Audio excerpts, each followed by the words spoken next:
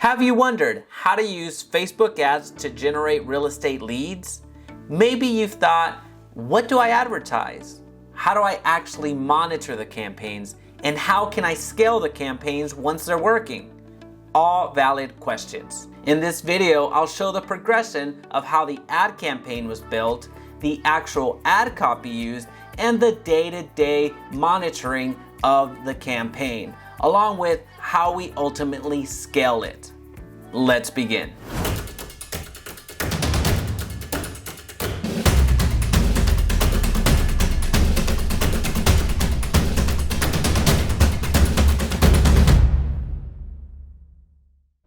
Okay, the campaign we're going to be using was created yesterday, and it was created with 3 goals in mind.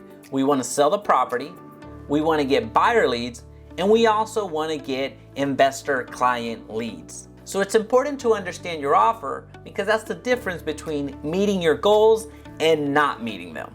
So what that means is we need to select the right campaign, the right ad set, and run the right ad in order for us to meet those 3 goals. So what you're gonna find is that the property that we highlighted will be sold fast, will bring in buyer leads, and also bring in investor clients. And one last thing I'll say about the property, you're gonna find that it's gonna bring a ton of buyer leads that need creative financing. So it's important to have those trusted lenders that are able to provide the creative financing needed. So what I'm trying to say is don't let good leads go to waste. Some buyers need a little bit more help than others, but at the end of the day, we all need a place to stay.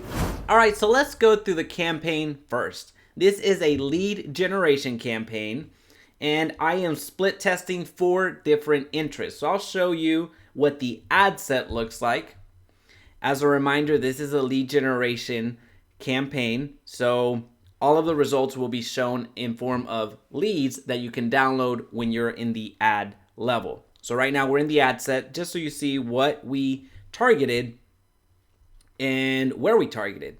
So we are targeting everyone who lives in this location, which happens to be Dallas. The property is located in Dallas. As a reminder, we have 3 goals. The first is to sell the property, then get some buyer leads, and get some investor style clients to work with as well. So more of investor leads, if you will. All right. And we don't do anything with that. As a reminder, there's a special ad category. We're running a housing ad. If you're running a credit, employment, and housing style ad, then this is the limited targeting or reduced targeting that you can do. I shouldn't say limited, it's just different. Reduced, if you will. All right, the detailed targeting that we're split testing here is Zillow as an interest. As you can see, there's 390,000 that have a Zillow interest in this 15-mile radius close to Dallas. We're only targeting Facebook newsfeed. That is the only placement that we are using. So that's what it looks like. This is what we did, and the only thing that is different in this is right here in the name. You see Zillow was my interest there, renovation was my interest there, real estate investing was my interest there, and then no interest was my interest there. I'll go to edit. So you see everything is the same. Dallas, with the exception of the interest, that's what we're split testing. Real estate investing, we have the same placements that we're targeting, which is the Facebook newsfeed. So everything else stays the same. The ad stays the same. This is the key component of split testing. Change one item. Don't go around changing the targeting, the ad, the interest, or anything else like that. Just stay consistent and only change one thing at a time. So that was the targeting. That was the ad sets and the interest that we are focusing on. And you see that I kept the same naming convention. This way I know the interest of each of the campaigns or each of the ads and see how they're actually performing. Over here we see that we have received 3 leads through real estate investing. We have received 3 leads through renovation as an interest, and we have received 4 leads with no interest. And down here, I actually forgot to name it. This is a good catch. So the Zillow as an ad set is not right. Let me edit that real quick. So I needed to edit the Zillow in the name because as you see here, I messed up in my naming, which right here you have the ad set and then the actual ad had the same name as no interest, which was not right. And that's actually a key component of the first day. You are looking at your results and monitoring how things are working. Catching things like that as you are coming back and observing is a big component. Another component is testing your automations. With this particular campaign, there wasn't any issues going from the lead form over to my Lion Desk, my CRM. So that's a good thing. In the past, I used to connect the lead forms directly to Lion Desk, and if I was using that direct connection that Lion Desk provided, it would stop working after 2 or 3 leads. So that direct connection was inconsistent. What I've started doing, I shouldn't say started, I've been doing this for a long time now at this point. I've been using the Zapier connection to get the Facebook leads over to Lion Desk. And although Lion Desk provides a direct connection over to Facebook, I just don't trust it. So I have stayed with Zapier. I'm getting way off on a tangent. The key here to understand is in this 24-hour period, you're testing, making sure that your leads are still coming in, making sure that your automations, your drips, your email drips, your text, and your follow-up is still working. Right now, I like to see some activity. I like to see some leads within those 24 hours.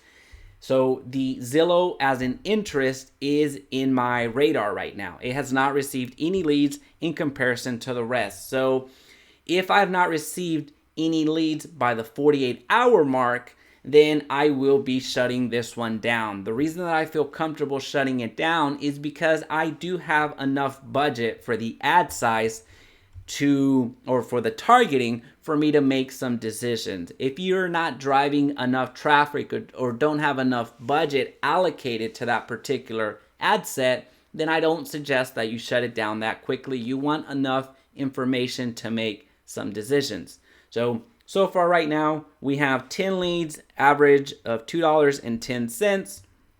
We'll continue monitoring this, and I'll check back in tomorrow. Before we begin, please be sure to hit the like button and subscribe so this video's reach is magnified. All right, so we're in day 2, and right off the bat, you see that there is one ad set that has 0 leads in it, and that is the ad set that has a Zillow interest. The renovation has 6 leads in it, real estate investing has 4, and then no interests has 6. And then you see the cost per result. At this point, I'm going to go ahead and shut down the Zillow interest. And the reason being is because, well, one, we don't have leads, but if you look over here, it tells you a little bit more about the story. You see that as far as the budget allocation, only $2.69 have made it into that particular ad set. The reason being is because Facebook has deemed this ad set to not be able to produce some leads for us. So essentially it's telling us that the rest of them, the renovation, real estate investing, and no interest, are better equipped to produce some results. And also because we are using the campaign budget. We set the budget from the campaign level, so we can't adjust right here. Let me show you the differences from other campaigns. This was a different campaign. This was for new builds, and the cost per lead there was $4.70. But what you see here is that I was able to set the budget independently, however I wanted, per particular ad set. Here, I didn't adjust or set the budget from the campaign level. I set it within here per ad set. So over here, you see there's nothing there. We're spending $20 per day on this campaign, and then Facebook is out there optimizing it however they deem fit, and they have deemed it fit to allocate nearly $20 of the first 48 hours So essentially an entire day's budget for the no interest category. So I'm going to go ahead and shut that down. I know it didn't get as much money being spent on it, but at this point I want Facebook to start allocating the small amount that it would have allocated here into the 3 that are remaining, so it can start getting more hyper focused on getting us some leads. So this is day 2. We're doing quite well, $2.38. As a reminder, we have a goal of selling the property, getting buyer leads, and getting some investor clients to be working with. I'll give a bit more about the results in tomorrow once we get a few more leads and I'm able to contact a few more people. The automations are still going. They are receiving texts. They are receiving emails. Quite a few of these people have been contacted, but I'm going to do the summary in tomorrow's video. All right, checking back in one last time. Before we get into the numbers, I want to illustrate a point that I forgot to do at the beginning of the video, and that is retargeting. We did not set up a retargeting campaign in this particular campaign, or we didn't do an ad set that was retargeting the people that have raised their hand and engaged with our content or with our ad. That's something that, frankly, I just forgot. That's something that you should definitely do in your business as well. In the first couple of days, the first couple of hours, you're not going to have that large of an audience that is receiving your message again, because you're just garnering that attention through this particular ad. But as the days go on, you're going to have more of an audience to receive your ad. And again, that ad that you do can very much be the same ad, or you can do another ad in follow up to the one that you have just created. So retargeting, it is super important. There's a video in the link down below that speaks specifically about retargeting. So please check that out. It's something that's important. Unfortunately, I just forgot in this particular split testing. All right, with that being said, let's refresh our numbers and see how we did. All right, as a reminder, we shut down the Zillow investment. Ad set, as Facebook wasn't really driving much budget that way anyway. And we have a total of 7 leads coming in from real estate investment as in interest. The average was $2.03. Renovation brought in 6 leads of $1.53 as the average.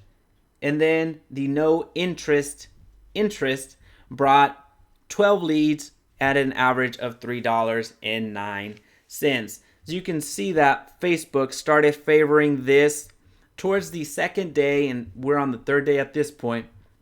So you can see that it started gathering some steam and really feeding into that particular interest. Now, for the breakdown of numbers, of the 25 leads, which we have 25 leads of an average of $2.53, we are looking at, of the 24 leads, 4 were complete junk. Just straight junk. Bad phone number, bad email. So that happens. And then we had 3 more that had a bad phone number but had a good email. So I say good email because it worked. I don't necessarily know if it was their email. It could very well be a bad email altogether, but somebody opened it, received it. So there is that. So as a recap, 4 complete junk, and then 3 bad phone number, good email. And then we had 18, what I'm going to say are scrubbed leads, which we are looking at a good phone number and a good email. Of those 18, 10 have been contacted, or we've made contact with. 8, there has been no contact. And of the 10 that we have made contact with, 2 have actually visited the property. So this particular property that was listed, they have been toured the property. Unfortunately, they're not going to be candidates for purchasing it. They could very well purchase it. It's just that they're not interested in that one. But they have visited. And then 2 others have shown interest in buying. So essentially those are buyer leads, but just not this one. So we have 2 that have visited. It's not going to work out for them. There's really no interest in them continuing on any other things as far as actively searching for another property. So they're just going to be receiving the email drip campaign, or as a listing comes up, they'll be furnished that information, but not as far as active buyers. Two others, they have shown interest and are active buyers. So they're going to be receiving homes, so we can go out and check those out. And then we had one wishful investor, and I say wishful investor because they are saying that they want to be an investor, but don't necessarily believe them. So again, of the 10, 2 visited property. They're not going to be active buyers. 2, they did not visit the property, but they are active buyers. 1, wishful investor. The goal, as a reminder, the goals of this campaign was to sell the property, get some buyer leads, and get some investor clients. We are in a multiple offer situation with this particular property. So tomorrow we will be under contract, which once you're in contract, well, you're on your way to close, assuming everything goes right. So that one is, that goal is partially met. We also ran this campaign with the expectation of getting buyer leads. That has been successful. Of the ones that we have contacted, there has been good interest, and some of them are active buyers. And then the wishful investor, I'm not going to necessarily call that a win when it comes to satisfying our goal of a client that's going to be an investor or an investor client. Overall, this campaign is, I would say it's good. I wish there would have been a little bit better results overall, but it is what it is. Again, I promise to show you the good, the bad, and the ugly. So this one, I'm going to say that this is good. I wouldn't call it superb, but this is good. All right, well, if you enjoy seeing these types of videos, please let me know in the comment section down below if they're worth making. I like showing as much as I possibly can, so you get to see the ins and outs of running these types of campaigns. So let me know in the comment section down below if this is the type of content that you want to be seeing. Outside of that, if you found value in this video, please be sure to hit the subscribe button so we can talk again soon.